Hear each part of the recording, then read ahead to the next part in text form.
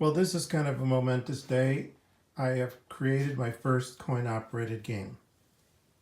Well, it doesn't use coins, but it will be coin-operated, and it is a game. I got this idea from James Grime and his penny game. And in the penny game, it involves two players and flipping a penny. The first player picks 3 flips, heads, tails, heads, say. And then the other player gets to pick his sequence, which has to be different. And then a random toss of pennies happens. And the first time either player's sequence shows up in the sequence of thrown pennies, that player wins. So in this case, I'm going to push this to start a game. And then I push this to say I want a heads, and this to say I want a tails. So let's just say I said heads, heads, tails. The computer picked tails, heads, heads. And you can see here heads is blue and tails is yellow. In fact, that won. Tails, heads, heads. And you heard that sound and I won the game. I push this to start again. I'm going to go heads, tails, heads this time.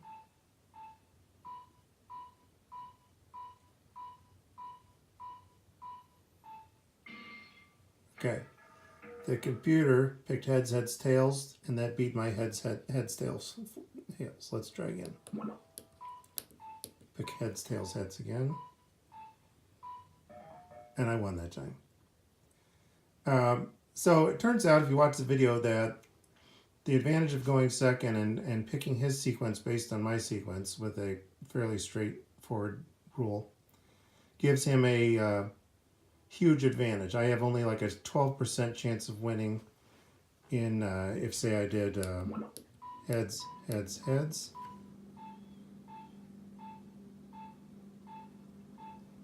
And I'm for sure going to lose. Because once the tails comes, he kind of locks in his victory.